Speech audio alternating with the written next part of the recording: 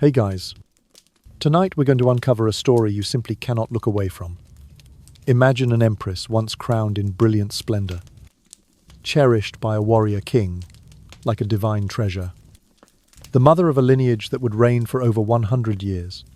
Yet in the end, she lay in a dusty wooden chest, her corpse kissed by strangers and gradually turning to dust. This is not a tale of speculative fiction, but the tragic fate of a powerful woman.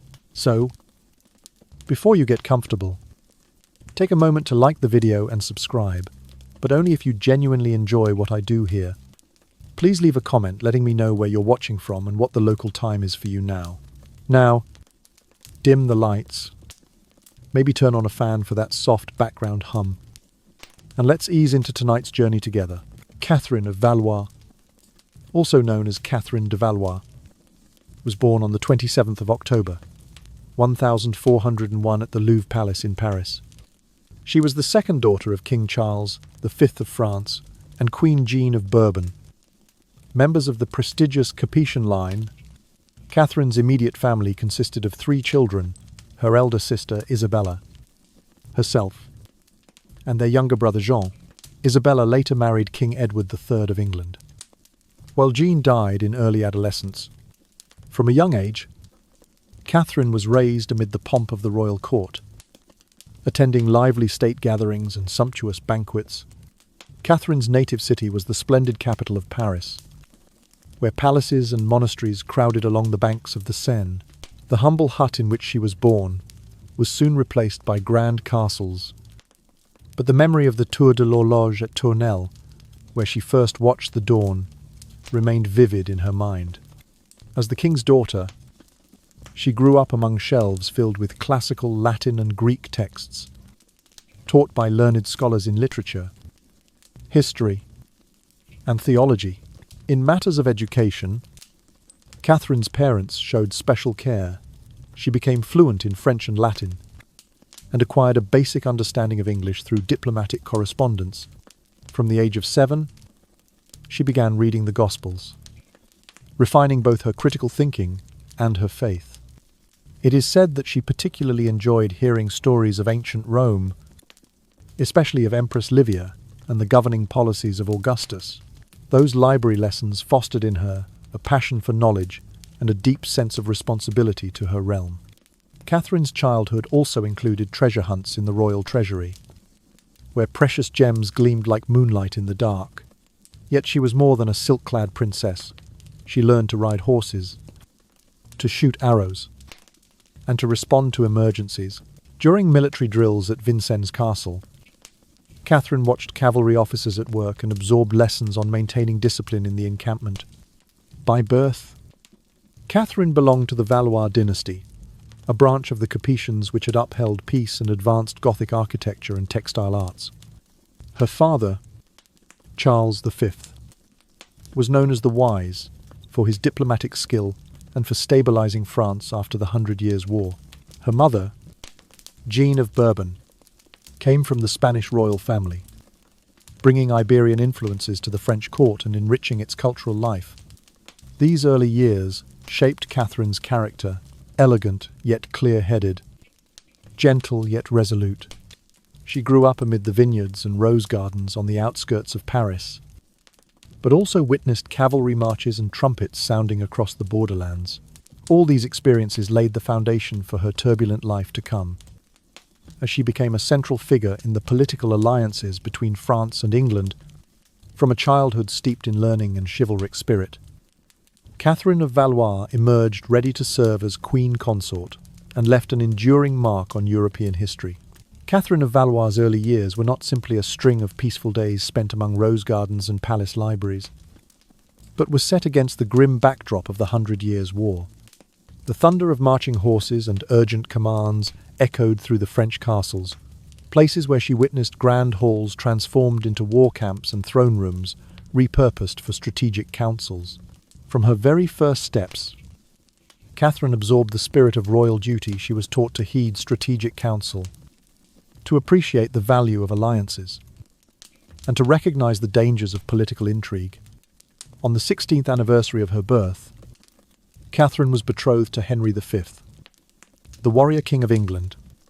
Fresh from his resounding victory at the Battle of Agincourt, the marriage was more than a typical royal affair. It was a diplomatic masterstroke. Two kingdoms that had been at odds for decades bound themselves together by solemn vow.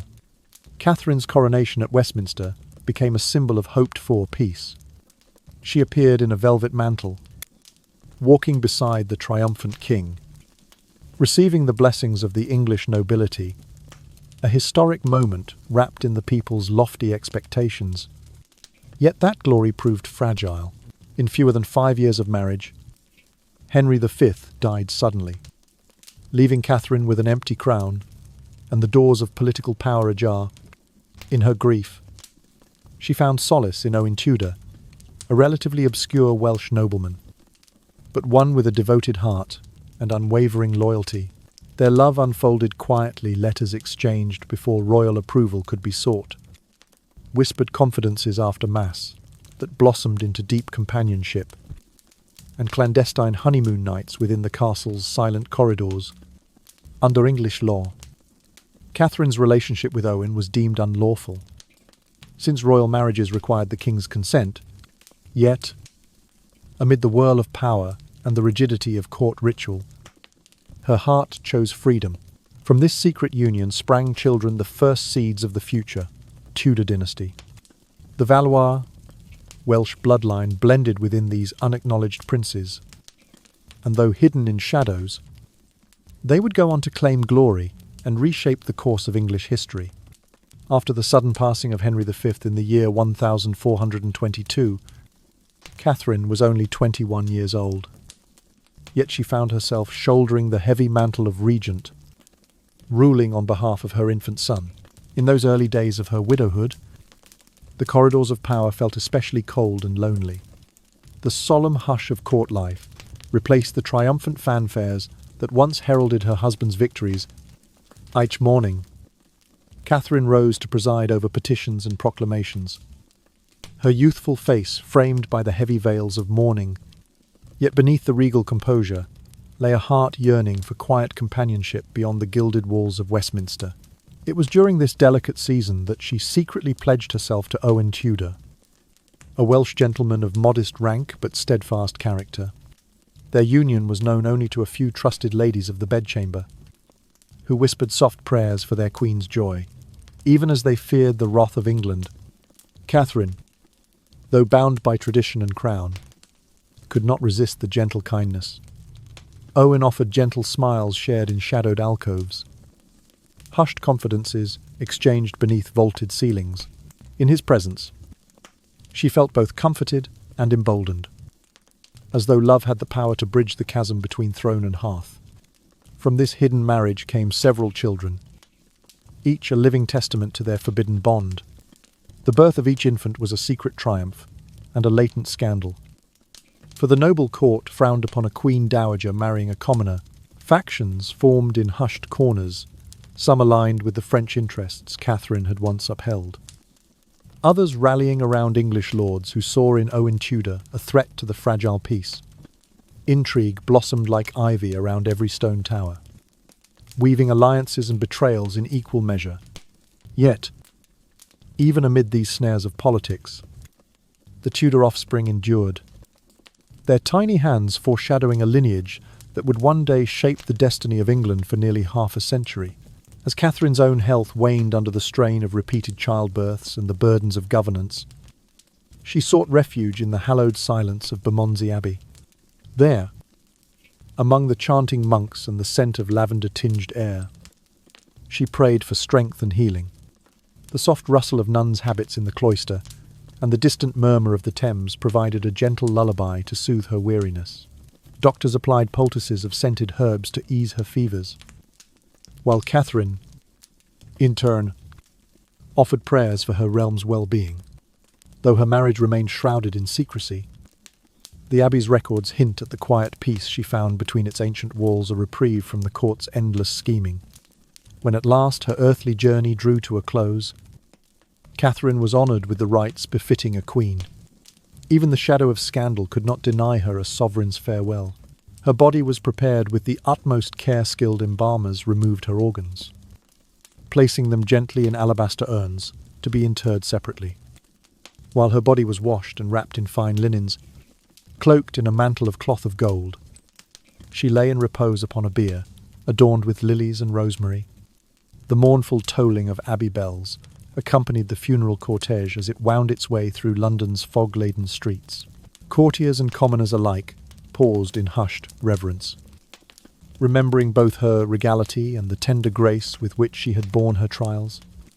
Thus closed the final chapter of Catherine of Valois' remarkable life, a tapestry woven from threads of war and peace, power and passion, duty and devotion.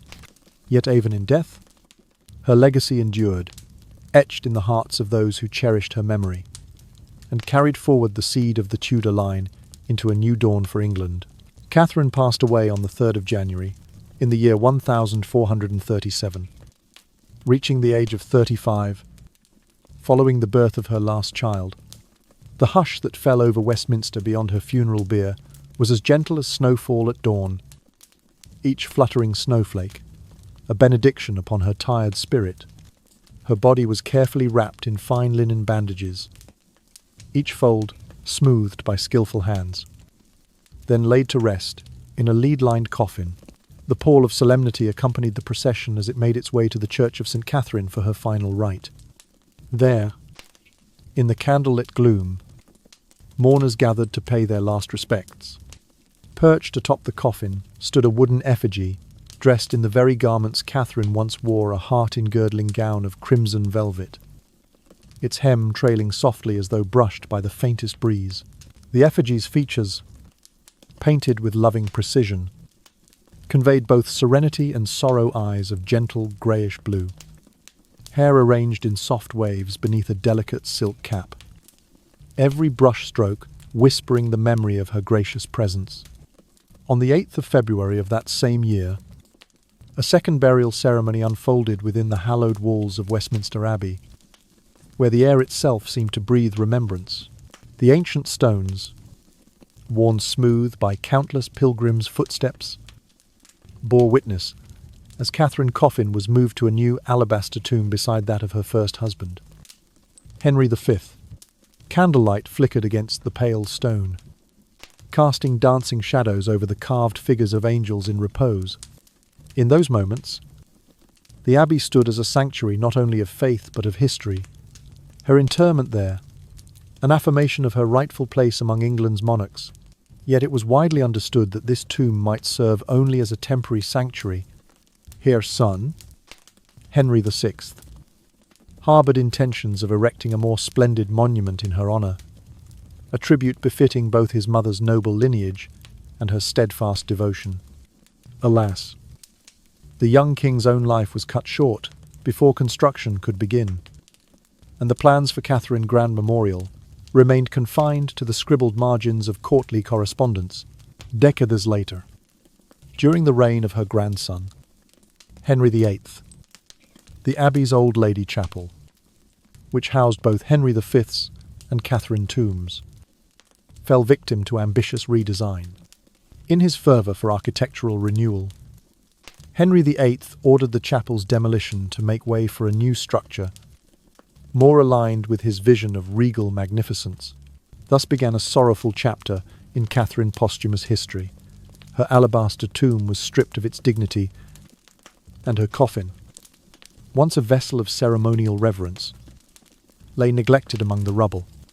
Archiworkers and clerics, following the king's decree, exhumed her remains and transferred them into a temporary wooden chest, lined with lead, no longer a sculpted sarcophagus, but a simple box, hastily constructed, its wood marked by years of damp decay. That makeshift coffin was then placed directly upon the cold stone floor of the unfinished chapel, its presence almost an afterthought amid the ordered chaos of reconstruction. The chest bore no inscription, no heraldic crest to identify the noble occupant within. It stood alone, bereft of name or fame, exposed to the curious gaze of anyone who wandered through the worksite turned tourist attraction. Catherine's once lavish garments, long since separated from her remains, were gone, and the wooden effigy that had offered the illusion of her living visage lay discarded in a storeroom. Neglected and gathering dust, the forgotten queen's body, now enclosed in that unadorned box, became an object of unintended spectacle. The passage of time, combined with the lead lining's slow decay, allowed moisture to seep in, and the wood softened into splinters underfoot. Visitors to the abbey, workers and townsfolk, soldiers and wayfarers, found a morbid fascination in the sight of the nameless chest. Some peered into its narrow opening, their breath condensing upon the lead, glimpsing the pale remnants of flesh and bone within. In many hearts, curiosity fought uneasily with reverence, for here lay a woman who had once worn the crown of England, now reduced to a boxed relic, displayed without pomp or ceremony. Thus, the chapter of Catherine life that began with regal splendour and the promise of dynastic greatness had, over the course of a century, diminished to a degree scarcely imaginable. The temporary resting place intended as a brief measure morphed into a long-term indignity. Her memory, once sheltered under marble and prayer, now drifted on the abbey's draughty air, mingling with dust and sawdust. And so, in the silent twilight of the old lady chapel's demolition, Catherine of Valois, daughter of France, consort of England, the mother of a royal line, lay nameless and exposed, a sombre testament to the fragile endurance of legacy and the unpredictable fate of those who walk beneath the weight of crown and country. From that moment onward, for a span of 3 centuries, Catherine remains became little more than a macabre spectacle. Visitors flocked to Westminster Abbey as though to a sideshow, each paying the guide a single shilling to lift the lid of her makeshift coffin. Once open, the lead-lined chest revealed the desiccated form of a once regal queen, her skin stretched taut over bone like ancient leather. The air would fill with the faint, unsettling aroma of decay, a reminder of mortality in its most unvarnished form. Many a daring, or perhaps desperate soul slipped through the crowd to touch the brittle wrappings, to peel away fragments of linen, exposing the stark whiteness of bone beneath. Some pressed trembling lips to the cold remains, believing in a bizarre ritual that lent the act the gravitas of a royal kiss. Others scooped up small fragments as grim souvenirs, tucking them into pockets or pouches to carry home as talismans against their own fleeting mortality. Thus, Catherine's once sacred body was stripped not only of dignity, but of privacy, displayed like a curiosity in a cabinet of horrors. By the 18th century, what was left of her mortal frame had been reduced to a sparse collection of skeletal elements and vestigial tissue, each fragment emanating the unmistakable scent of rot. The rich tapestries and polished marble originally meant to honour her memory had long since vanished, replaced by the cold stone floor and the curious gazes of onlookers. In this grim theatre, no candles burned, no prayers were said. Cattle, whisper silence fell, only when the visitors departed, leaving behind whispers of disbelief and uneasy laughter. Among the many accounts of this morbid attraction, the entry penned by Samuel Pepys stands out with particular vividness. On the Tuesday of Lent in the year 1669, the esteemed diarist and poet ventured into the abbey, drawn by tales of the Queen in the chest. Pepys wrote in his journal that he lifted Catherine's shroud to cradle her upper body in his arms, pressing a gentle kiss to her lips. He described the act as a royal kiss, a phrase that would echo far beyond England's shores. News of his escapade travelled swiftly, stirring both scandalised censure and fascinated curiosity throughout Europe. Poets in Paris and pamphleteers in Rome repeated the story, each retelling amplifying the blend of reverence and revulsion that defined Catherine's posthumous fame. As the legend grew, so did the whispered tales that Catherine had once defied her husband's warning against giving birth at Windsor. According to the prophecy, "If thy son be born in the halls of Windsor, all thy father's labours shall be undone." And yet, driven by maternal resolve, Catherine pressed on, naming her child and challenging the foreboding words. To contemporaries, that choice seemed to seal her fate, punished by death in the aftermath of childbirth, and cursed in remembrance by her own people. Scholars and storytellers alike wove the prophecy into the narrative of her life, presenting it as divine judgment, a moral lesson cast in flesh and bone. In hushed tones, the visitors would speculate that this so-called Windsor curse clung to Catherine remains, making them a magnet for both the superstitious and the sensational. Some claimed that inhaling her dust brought vivid nightmares. Others asserted that a single night spent by her coffin invited visions of her final moments, echoing with the cries of a mother and queen. Yet few dared to linger long enough to confirm these tales. For the abbey's cold draughts and the coffin's narrow opening always seemed to conspire against prolonged observation. Meanwhile, the abbey's custodians, caught between reverence for a queen and the demands of a popular spectacle, struggled with their own uneasy conscience. Officially, the church frowned upon the display of human remains outside of consecrated crypts. Unofficially, the modest revenue generated by the shilling fees helped maintain the abbey's crumbling walls and liturgical functions. Thus, Catherine's corpse endured in a curious limbo, disrespected by custom yet preserved by necessity. It was not until the latter half of the 18th century that the controversy reached a fever pitch.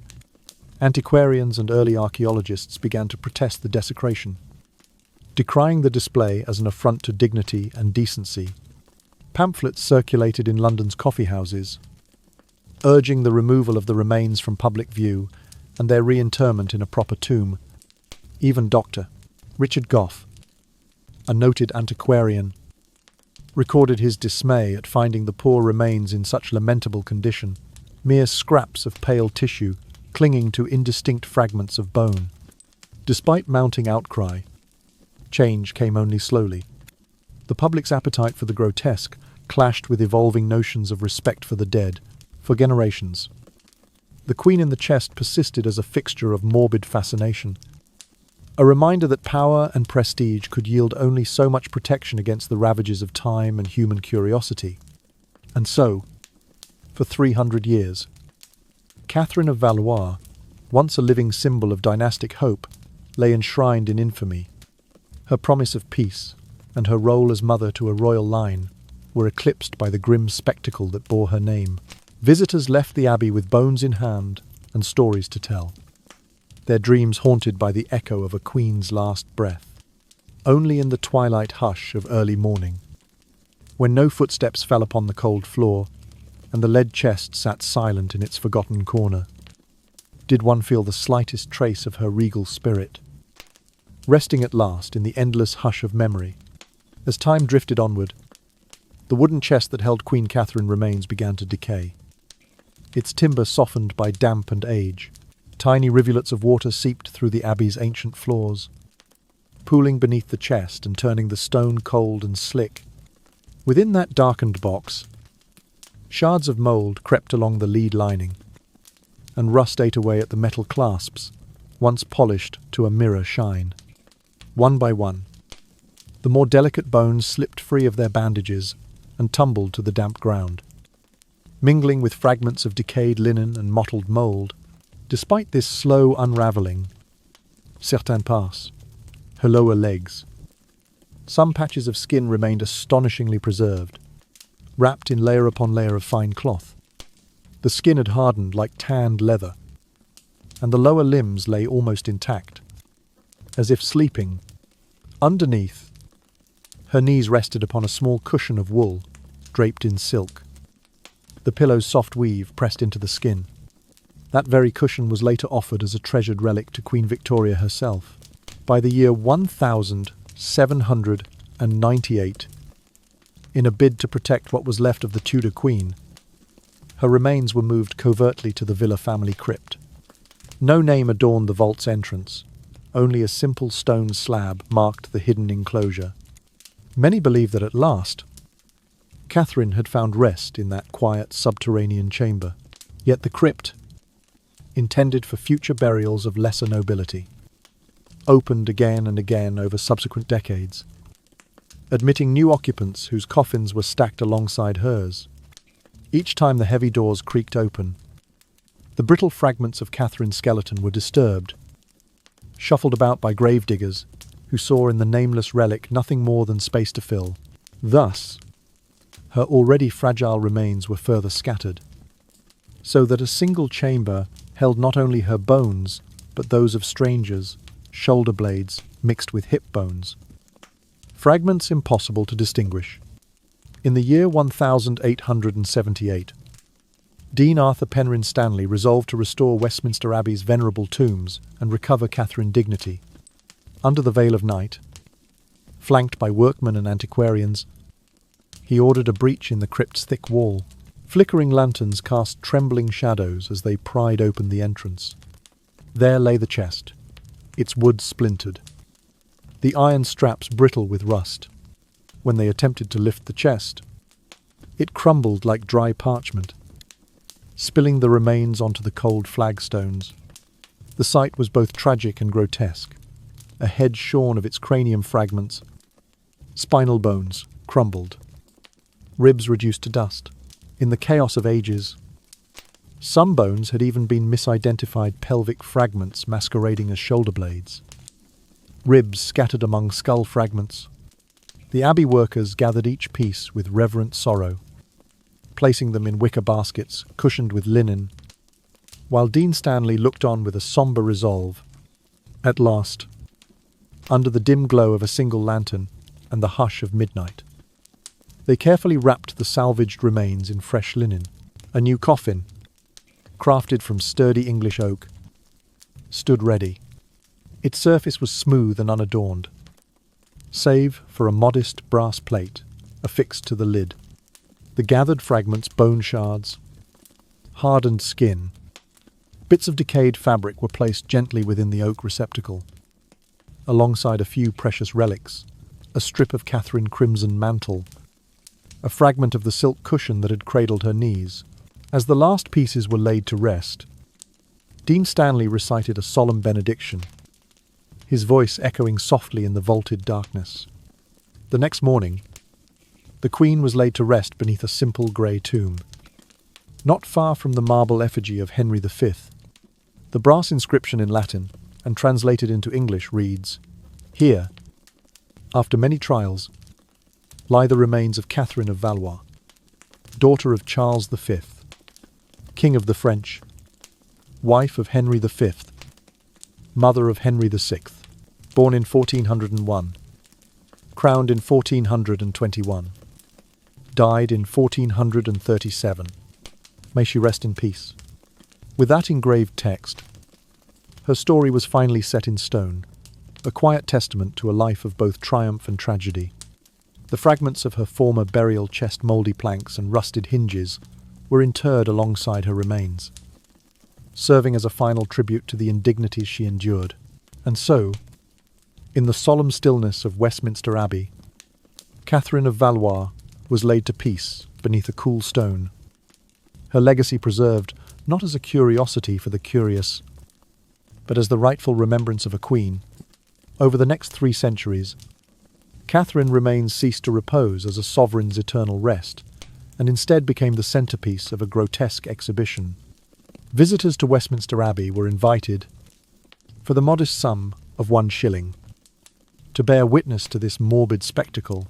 A guide would lift the heavy lid of her makeshift chest, and onlookers leaned forward, lanterns quivering in their hands, to behold a corpse so desiccated that the skin clung to the bones like ancient, tanned leather.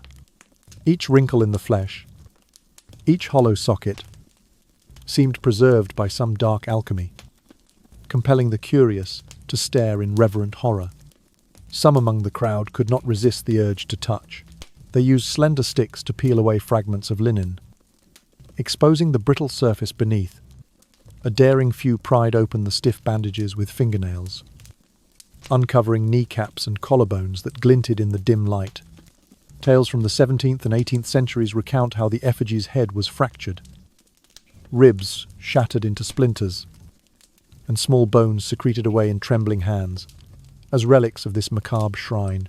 Along the edges of visitors' coats, and within the folds of their satchels, one might find a rib fragment or a sliver of vertebra kept as a grim memento, a curiosity for the bravest or most foolhardy. Whispers swirled among the crowds that those who pressed their lips to Catherine cold, shriveled mouth believed they drew power from her royal blood. Some spoke of a queen's kiss that conferred strength or insight, an act more akin to superstition than devotion. Both King Charles II and the famed diarist Samuel Pepys recorded such scenes. Pepys himself boasted in his journal, "I did kiss the lips of Queen Catherine," as though embracing the very breath of history. News of this eccentric ritual spread across Europe, drawing even more sightseers who longed to partake in the legend. As the phenomenon grew, so did the rumours that Catherine had once conspired against her husband, scheming to seize the throne for herself. According to one such tale, she had plotted in the dead of night with Owen Tudor, seeking to crown their secret children in place of the lawful heir. The narrative went that her punishment was twofold. First, to die young, then to endure centuries of posthumous indignity. Others claimed her spirit was bound by the so-called Tudor curse, that by daring to love outside her station, she had incurred an ancestral doom, dooming her descendants to unrest and misfortune. These legends cast a pall of dread over anyone who approached her coffin, transforming the solemn act of memorial into a lurid diversion. Far from the scholarly pursuit of history, the display became a carnival of fear. Exotic storytellers claimed the Queen's dust whispered secrets of betrayal to those who listened closely. Troops of actors would reenact phantom convulsions as they stood around the chest, pretending that Catherine's spirit stirred, yearning for a final release. In candlelit taverns nearby, patrons, half in jest and half in earnest, toasted her memory, toasting her name as though invoking a ghostly presence. It is a bitter irony that a queen who had devoted herself to forging alliances, to the birth of an heir, and to the fragile peace between two great nations, should end as a curiosity for profiteers, rather than honouring her political acumen, her diplomatic influence, or the tender love she bore her children. Onlookers were drawn by the spectacle of decay. The same hands that once laid gifts at her feet now plundered her bandages. The same voices that once whispered oaths of fealty now exchanged ghastly tales of desecration. Over time, the abbey's custodians found themselves caught between moral outrage and practical necessity. The shilling fee for viewing Catherine remains funded repairs to the ancient stones, kept the choir's candles burning, and paid the salaries of the very guides who facilitated this grim theatre of the macabre. Yet for every thrill-seeker there was a soul who lamented the loss of dignity. Devout worshippers, seeking solace in prayer, stumbled upon the corpse as though intruding upon a private lament. They would bow their heads, offering a quiet requiescat in pace, in hopes of easing her long-suffering spirit. Some left tokens of repentance, rosary beads, fresh flowers, small crosses at the foot of the chest, entreating God to grant her a measure of peace that the living had denied her. But such acts of devotion were fleeting, and soon overshadowed by the next curious soul. The next payment of 1 shilling, the next opportunity to glimpse the horror concealed within the leaden lid. Thus, the narrative of Queen Catherine's final resting place stands as a lamentable chapter in history. A life once marked by regal splendour, by diplomatic unions, bouts of sincere love, and steadfast governance was reduced to a carnival attraction, exploited by avarice and morbid fascination. Her contributions to her realm and her genuine affection for her family were overshadowed by tales of desecration and superstition. As time advanced and sensibilities evolved, the public's appetite for such spectacles waned. Yet for nearly 300 years, the abbey's corridors echoed with the footfalls of those who came not to pray, but to gawk, who came not to remember, but to consume tragedy as though it were a spectacle. And so, as the last of the lanterns dimmed and the dust settled over the quiet chest, the vestiges of a queen's dignity lay buried under layers of neglect, Only the murmurs of history and the shifting light of dawn could now bestow upon Catherine of Valois the reverence she was denied in life and in the long centuries after. In that hushed moment, one might dare to hope that her spirit, at last free from the grasping hands of the curious, could find rest beyond the realm of living memory. Beside the ghastly exhibitions and the macabre display of her decaying corpse, another thread of Catherine legend wove itself into tragic tapestry, the prophecy that the child born at Windsor shall undo the patrimony.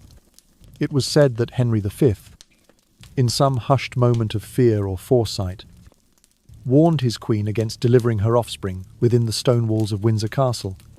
Yet Catherine, determined to keep her child close at hand, would not be swayed by omen or counsel. On a crisp morning at Windsor, she gave birth to her son, who would become Henry VI. The newborn's wails echoed through the lofty halls, a sound both joyful and portentous, and in the years that followed, the House of Lancaster waned, its line weakened by conflicts and betrayals, until the Tudor claim rose like a faint dawn on the horizon of English power.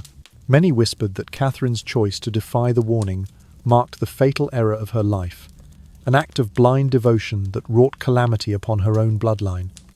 In the markets and taverns of London and beyond, this legend found fertile ground. 18th century street poets composed verses that outlined the Queen's solitary vigil in Windsor's silent apartments. They described her pacing on marble floors, moonlight filtering through arched windows, her hand pressed against her swelling belly. As though sensing the weight of destiny, woodcut prints circulated in smoky gin shops, showing a forlorn figure crowned with a faint halo, an infant's cradle standing empty beside her. The captions warned readers that a single night's defiance could doom an entire dynasty. Some dramatists of shadowed theatres adopted this tale, weaving Catherine's sorrow into their plays. Actors donned velvet gowns and linen bandages, reenacting the moment when the Queen's footfall disturbed a dying candle's flame. The audience, lulled by the hush of dimmed lamps and the gentle creak of floorboards, felt a shiver at the thought that prophecy and human will had collided so intimately. In these performances, Catherine Figure became both victim and villain, a mother whose passion for her child collided with the imperatives of statecraft, turning love into a lethal force. The legend even brushed against the works of Master William Shakespeare. In his play Henry V, a line about the kiss of death and the crowning of bones hinted at the so-called corpse's kiss bestowed upon Catherine remains by daring onlookers, though Shakespeare never named the Queen outright. Audiences of his time would have recognised the reference, a nod to that royal kiss Samuel Pepys described in his journal. The interplay of regal narrative and folk superstition lent the tale an uncanny aura, as if history's solemn record and the whispers of common folk had merged within the abbey's cold stones. Yet in the quiet halls of modern scholarship, not all voices endorsed this sinister prophecy. A number of 21st century historians have studied primary sources' letters, council records, royal decrees, and found no evidence that Henry V ever voiced such a portent. They argue that the prophecy was a tale woven by the populace to make sense of the tumultuous shifts in power. After all, when a dynasty falls, the search for reasons grows urgent, and folk tales offer a tidy explanation for the chaos of war and politics. The so-called Windsor curse thus emerges less as historical fact and more as a collective attempt to rationalise the unexpected downfall of the Lancastrian line. These scholars point out that Catherine, still in her early 20s at Henry V's death, navigated a treacherous political landscape. As regent for her infant son, she faced ambitious nobles from both the French and English factions. To secure her son's throne, she married Owen Tudor in secret and bore several children whose legitimacy was constantly questioned. Far from the tragic heroine of street ballads, she appears in court records as a pragmatic sovereign, negotiating treaties and managing expenses for her son's household. In this light, the prophecy seems a post hoc fabrication, used to tarnish her reputation and justify the seizure of her power by rival claimants. Furthermore, some argue that the Tudor dynasty itself promoted the legend, using it as part of a grand narrative to legitimize their claim. By painting the Lancasters as cursed and undone by a queen's defiance, the new rulers could present themselves as the agents of divine will, ushering in an era of renewed stability. Thus, the tale of the child born at Windsor served the Tudors as much as it haunted the memory of Catherine, and so, the story stands at an uneasy crossroads between myth and memory. On one hand, the images of Catherine pacing alone in candlelight, or the crowds kissing her corpse, have entered the realm of folklore, vivid and unsettling. On the other, diligent historians sift through dusty archives to distinguish truth from embellishment, restoring to Catherine a measure of dignity that popular legend oftentimes denied her. In libraries where parchment meets powered light, they note that no official chronicle records the prophecy, and they challenge the notion that any queen's greatest crime was maternal love. Yet, despite these scholarly corrections, the legend endures. It lingers in museum exhibits and on whispered ghost tours, colouring visitors' perceptions of Catherine's final resting place. To this day, some tour guides recount the omen as fact, drawing gasps from travellers eager for spectral encounters. In the hush of evening, amid the abbey's stone pillars, one might still hear the faint echo of prophetic verse, an immortal whisper that binds the Queen's legacy to a tale as old as time, where love, power, and destiny entwine in a single fateful moment. Thus, Catherine of Valois remains suspended between history and myth. In the sober annals of scholars, she emerges as a sovereign shaped by war and diplomacy, devotion and resolve. In the murmured tales of common folk, she becomes a tragic figure, doomed by prophecy and the perils of royal matrimony. Both narratives exist in tandem, one seeking truth in parchment, the other finding meaning in legend, each ensuring that Catherine's name, whether spoken in reverent tone or in hushed horror, will never be forgotten. When the wooden chest that held Queen Catherine remains had decayed beyond repair, its planks splintered and rotted, and the bones had begun to adhere to the chest's inner walls, the urgency to move her fragile remains became paramount. In the year 1798, under the cover of night, her brittle fragments were secreted away to the villa's family crypt, a nameless vault designed for minor nobility, unmarked by inscription or heraldry. There, in the dim subterranean chamber, Catherine's scattered bones lay among strangers' ashes and coffins, buried in near total darkness, as though awaiting only the passage of time. Within that cold, damp crypt, the little that remained of her skeleton crumbled further.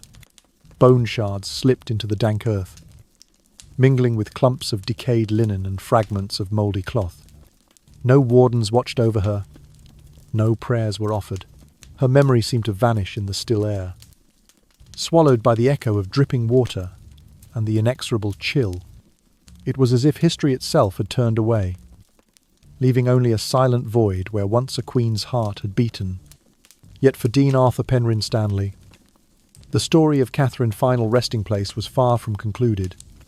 As a custodian tasked with restoring Westminster Abbey's ancient tombs, Stanley felt a stirring sense of duty. He believed that even a forgotten queen deserved her due respect and a proper memorial. Thus, the tale that had seemed lost in obscurity gained new momentum in his hands, marking the beginning of a delicate quest to recover what remained of Catherine's dignity. Before her bones found their hiding place in the villa's crypt, they had already travelled between coffins more times than anyone could count. Each transfer from chunky oak chest to lead-lined box to crude wooden rattle added another layer of damage. Clergy members, sextons, even opportunistic workmen handled her remains without record or ceremony, each moving her from one repository to the next. With no continuous ledger, no repository logbook survived. The passages of her bones were recorded only in scattered notes or faint stone carvings. Now worn almost unreadable by centuries of damp and decay, Stanley faced a labyrinth of conflicting clues. A few lines in a dusty parish register hinted at the chest's arrival in one crypt, while a carved date on a chapel wall suggested another. Parish legends spoke of a queen in the vault, but details varied wildly. Some said she lay beneath a plain slab in the southwestern corridor. Others insisted her last box rested behind the altar steps. Undeterred, Stanley pieced together these fragments of lore like a dreamer, chasing half-remembered melodies. He pored over every faded inscription. It consulted county records for correspondence between abbey officials, and re-examined local folklore that had once tainted kitchens and taverns with tales of crooked curses. In the abbey's drafty library, by the light of flickering candles, Stanley traced the journey of those few preserved documents. A ledger noting a midnight move, a letter from a villa's descendant questioning why so many chests arrived unmarked, a diary entry in Latin lamenting a nameless queen. Each scrap brought him closer to understanding the labyrinthine path of Catherine remains. Slowly, patiently, he followed this shadowed trail, convinced that it would lead him back to her, not as a curiosity or an object of fear, but as a queen worthy of reverence. Thus began Stanley's quiet campaign to locate the lost bones, to disentangle them from the congregation of villas, haphazard burials, and to restore them to their rightful home in Westminster Abbey. It was a task both delicate and dreary, requiring him to navigate cobwebbed archives, to coax secrets from ancient stone, and to persuade modern custodians to admit the errors of centuries past. Every lead he chased came with its own risk of disappointment. A dusty crypt door that would not budge, a ledger page burned beyond legibility, a folklore tale too contradictory to trust. And yet, with perseverance born of melancholic devotion, Stanley pressed on, determined that Catherine's final voyage would not end in nameless oblivion. In the silent corridors of the abbey, the bones of a forgotten queen awaited discovery. For Dean Stanley, their recovery represented not only a triumph of scholarship, but a deeply human act of compassion. In rescuing Catherine of Valois from the dark neglect into which she had fallen, he sought to lay to rest, at last, the restless echoes of a life interrupted by power, prophecy, and the inexorable decay of time. And in that hushed endeavour, he honoured the truth that even the most extraordinary destinies deserve a measure of dignity, no matter how many centuries have worn away their initial brilliance. In 1878, Dean Stanley, accompanied by a small team of carpenters and archaeologists from Westminster Abbey, undertook a discreet excavation of the wall dividing the villa's crypt and the abbey's principal tomb chamber. By the flickering light of oil lamps, they pried away the crumbling barrier to reveal the long-forgotten wooden chest. Its surface was cracked and splintered, with chunks of wood warped and rotted from centuries of damp. Hesitant hands pressed against the fragile lid, and when a crowbar finally levered it open, the chest collapsed inward, scattering a sickening jumble of desiccated flesh and bone across the cold stone floor. Inside the vault, the hush was so profound that every rustle of decayed linen and loose fragment of bone echoed like a distant whisper. The team recoiled at the sight. Catherine's skull lay in shattered pieces, cheekbones fractured and jaw missing entirely. Most of her ribs and vertebrae had disintegrated into powder, leaving only a few brittle segments to hint at their original form. Worse still, several pelvic fragments were entangled with bones that did not belong to her, as though the remains of strangers had been intermingled in morbid confusion. Not a single tooth remained in the chest. The dental evidence long since eroded or pilfered by time. Traces of lime mortar coated the chest's interior walls, indicating that during the crypt's 19th century renovation, builders had applied a layer of plaster to the masonry. Moisture-laden air had condensed against the lime, leaching through cracks and accelerating the decay of what little remained of Catherine flesh and bones. Yet amid this tableau of destruction, a few marvels endured. The linen wrappings, though soaked in mud and stained with age, retained an ivory hue in places, a testament to the protective craftsmanship of the original embalmers. Beneath a tangle of torn fabric lay a segment of Catherine's right forearm, the skin, bound by multiple layers of sarape cloth, had hardened into a leather-like sheath that still clung to the bone. It was a rare survival, proof that even medieval preservation techniques could endure when shielded by devoted care. Each team member moved with solemn respect, collecting samples of bone, skin, and linen for later study. They labelled every fragment meticulously, a patch of hair entwined with fabric, a shard of skull fragment, a fragment of woolen sheet. There was little to celebrate in these acts. They were reminders of mortality and the fragility of memory. Yet they were also a final tribute to the queen whose remains had lain neglected for so long. Among the recovered artifacts was the tiny silk-covered wool pillow that had once supported Catherine's head. Its delicate fabric, though mottled with age, still bore traces of crimson dye. This precious relic was carefully wrapped and set aside as a historical keepsake, destined for presentation to Queen Victoria as a token of respect for a fellow sovereign. Alongside it, the archaeologists gathered the splintered timbers and rusted hinges from the original chest. These fragments of the rickety casket would be preserved in the Abbey archives, a stark reminder of how impermanence can overtake grandeur. As the final bones were cradled in padded trays, Dean Stanley paused in the dim crypt, the air thick with the scent of earth and decay. He reflected on the irony that a queen so long removed from power had left behind a puzzle of shattered remains.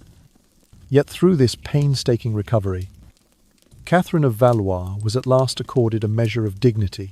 Her physical fragments, once scattered and mutilated, would now be reassembled, if only in part, and laid to rest beneath proper stone and ceremony, and the discarded relics of wood and cloth would remain in memory, serving as silent witnesses to the quiet yet profound work of restoring honour to a monarch who had slept far too long in oblivion. After the dim lanterns had flickered their final farewell, and the last fragments of Catherine's shattered chest were swept away, the Westminster team prepared a new vessel for her remains. Crafted from sturdy English oak, the coffin was both simple and profound. Its lid bore a single emblem, carefully carved into the surface, the intertwined fleur-de-lis of the Valois and the Tudor portcullis. This delicate union of heraldry symbolized the royal bloodline she had embodied in life and the dynasty she had unwittingly helped usher into power. On a quiet night, when the Abbey's great bells had fallen silent and only the hush of midnight prevailed, the third burial service took place. A handful of clergy and a few devoted antiquarians gathered in the crypt below the Abbey's soaring nave, their robes rustling softly in the candle-lit gloom. No trumpets sounded, no grand procession wound through the cloisters. Instead, the solemn assembly lowered the oak coffin beside the alabaster tomb of Henry V. In that hushed moment, the air felt as though it held its breath, respecting the gravity of what was being done. Above the newly sealed coffin, a grey stone slab was laid, its surface cool and smooth to the touch. Upon it, an inscription was carved in stately Latin, its letters deep and measured, translated into English. The words read, "Here lie the bones of Katharina of Valois, daughter of Charles V, wife of Henry V, mother of Henry VI, grandmother of Henry VII, born in 1401, crowned in 1421, died in 1437. May she rest in peace." The simple phrase, "May she rest in peace," echoed faintly in the vaulted chamber, a gentle benediction to close the final chapter of a queen's long and tumultuous journey. As each word settled upon those cold stones, it seemed to soften the weight of centuries of neglect, of scandal and spectacle, restoring a measure of dignity that had long been denied. In the aftermath, the crypt lay silent once more. Shadows danced upon the carved limestone walls as candle flames guttered low. For a moment, It felt as though the abbey held its collective breath, honouring a queen who had once ruled from a throne of gold and whose remains had been tossed about like so many bones in the dust. Catherine of Valois' story, so marked by bridal pomp, royal intrigue, and the ravages of time, ended not with fanfare, but with a whisper of reverence. Her life had begun in majesty and ended in profound indignity, only to be reclaimed by the careful hands of those who recognized her worth at last. The oak coffin, marked with the crests of both Valois and Tudor, stood as a silent monument to her dual legacy. The grey slab above it bore witness to the fragile nature of power, the ease with which history can forget, and the enduring truth that even the greatest among us deserve a proper farewell. And so, in the cool stillness of Westminster Abbey, the final words carved in stone spoke plainly to all who would pass that way. Requiescat in pace. May she rest in peace. After the third interment had been completed, and Catherine of Valois' fragile remains finally rested within a sturdy English oak coffin beside Henry V at Westminster Abbey, one might have expected her story to conclude. Instead, this quiet act of respect marked the beginning of a new chapter, a gentle awakening of scholarly interest that would restore her name from the shadows of neglect. In the decades that followed, historians specializing in medieval women's history and courtly power began to revisit Catherine life. Their research appeared in carefully footnoted articles and comprehensive monographs, reframing her not as a gruesome curiosity, but as a figure of agency and resilience. One such study, published in the mid-20th century, argued that Catherine's decision to serve as regent for her son, to defend his rights in the face of noble opposition, exemplified both political acumen and maternal devotion. Other papers, presented at academic conferences, highlighted her clandestine marriage to Owen Tudor as an act of personal autonomy, challenging the assumption that queens in medieval Europe were mere pawns in dynastic games. University lectures on gender and power soon added her story to their syllabi. Professors used Catherine life as a case study in seminars on queens who governed and medieval women's agency. Students pored over translated primary sources letters, council minutes, even account books to trace how she managed household finances and negotiated treaties. They examined her patronage of religious houses and the charitable endowments she founded, recognizing these as deliberate measures to bolster her son's legacy and to secure her own spiritual standing. In these halls of learning, Catherine emerged not as a victim of sensationalist legend, but as a pioneer who navigated the fraught currents of female leadership in a patriarchal age. Parallel to this scholarly revival, Catherine life seeped into the cultural imagination. Novelists, drawn to the pathos of her tale, wove narratives that blended fact and fiction. In one best-selling historical novel from the 1980s, the protagonist named Katariichina, in homage to the Queen, defied courtly conventions and embarked on a secret journey to Wales, seeking solace in the rugged hills where Owen Tudor's family once dwelt. Other writers treated her story as a moral fable, a reminder that love could both elevate and imperil even the highest born. On stages in London's West End, contemporary playwrights dramatized key moments of Catherine life. One production, first staged in 1998, portrayed her standing alone beneath torchlight in Windsor's Great Hall. Her hand, resting upon her pregnant belly as a hush, fell over assembled courtiers. When she revealed her intention to keep her child close rather than birth him in a distant castle, the audience felt the weight of prophecy and the courage it took to defy it. Critics praised the performance for its emotional restraint, noting that the Queen's quiet dignity spoke volumes about female fortitude in an era defined by male ambition. Meanwhile, Catherine, final resting place, and the sensational history of her corpse became subjects of academic inquiry in fields beyond history and literature. Archaeology students studied the physical evidence of her embalming, the linen wrappings, the placement of her organs in separate urns, the lead-lined chest, that once held her bones in order to understand medieval mortuary practices.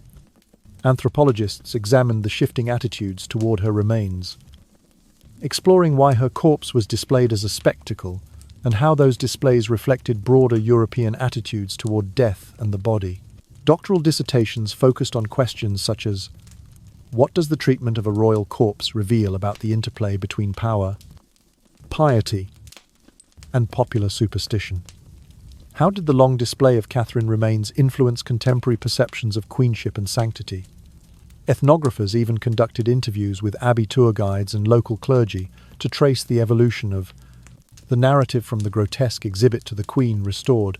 Through these multidisciplinary lenses, Catherine became more than a name on a faded tombstone. She became an emblem of the complex ways in which medieval Europe venerated and violated royal bodies. Her life and afterlife illuminated the tangled web of dynastic politics, religious ritual, and popular myth-making. By viewing her story through historical, literary, archaeological, and anthropological prisms, scholars and artists alike have ensured that Catherine of Valois endures not as a macabre footnote, but as a testament to the enduring power of memory, and to the many faces of female authority in an age both distant and oddly familiar. Catherine of Valois' saga leaves us with several profound lessons that echo across the centuries. First and foremost, her story indicts the practice of diminishing a person's dignity once they cease to serve political convenience. Despite her unwavering devotion to crown and country, Catherine's status as queen was all too readily erased when power shifted to other hands. The spectacle of her naked remains, exhibited for profit and prurient curiosity, stands as a stark example of how society can reduce even its most exalted figures to objects of mockery, turning death into a grotesque form of entertainment rather than a moment for reverent remembrance. Secondly, the tragedy of Catherine underscores the critical importance of accurate record-keeping and the preservation of cultural heritage.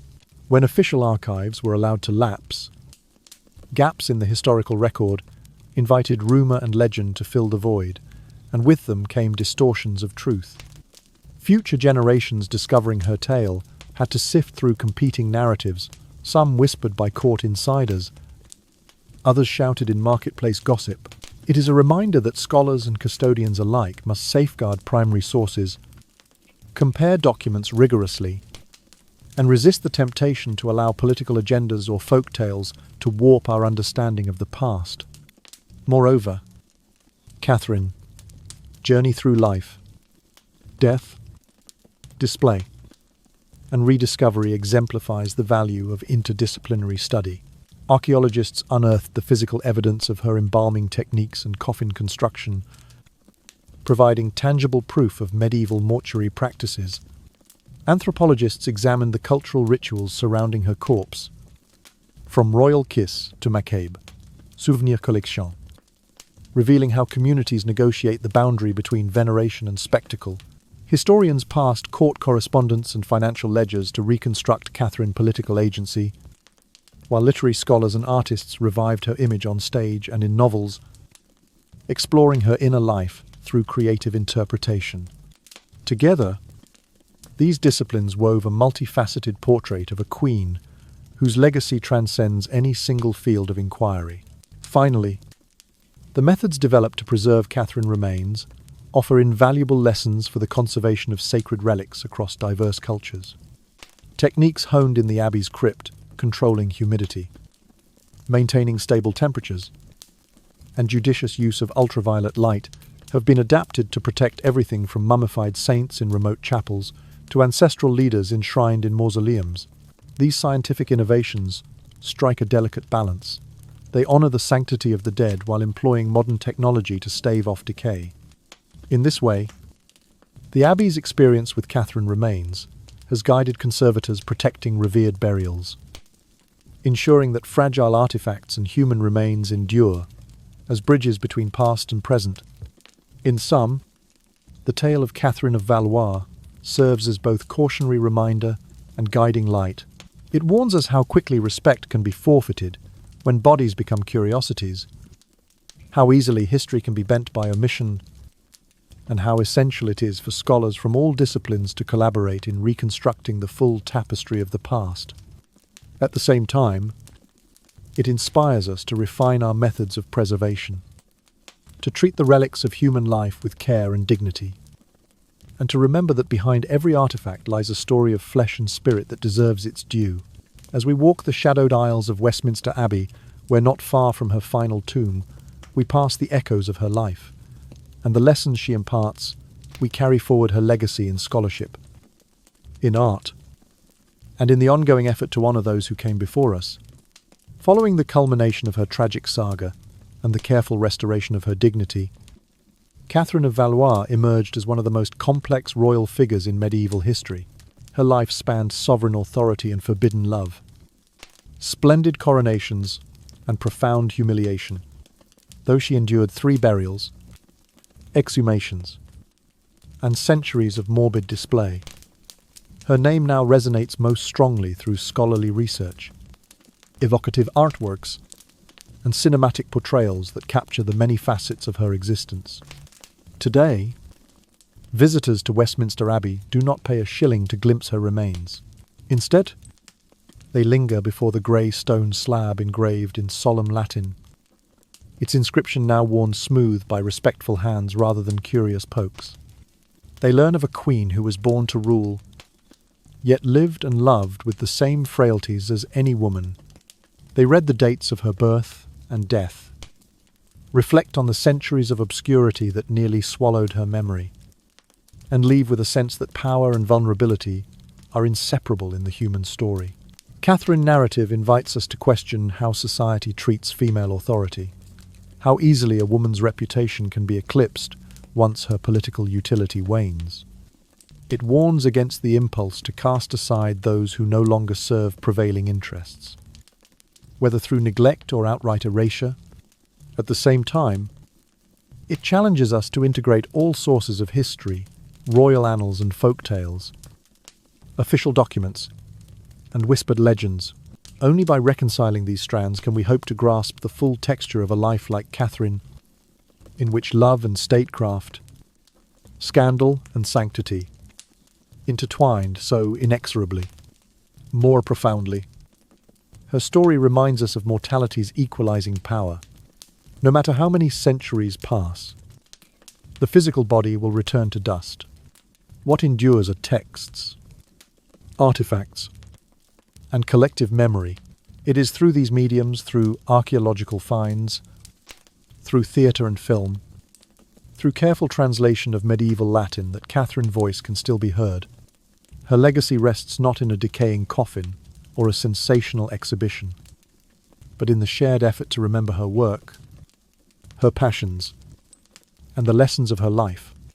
In honouring Catherine of Valois today, we harness the full range of human endeavour. We apply scientific methods to preserve fragile remnants of the past. We craft narratives in literature and performance that bring her inner world to light. We analyse political records and personal correspondence that reveal her resolve in the face of adversity. By doing so, we affirm that collective memory is more than the sum of isolated facts. It is a living dialogue between past and present. And so, as the Abbey's quiet stones continue to witness the comings and goings of pilgrims and tourists, Catherine's name endures.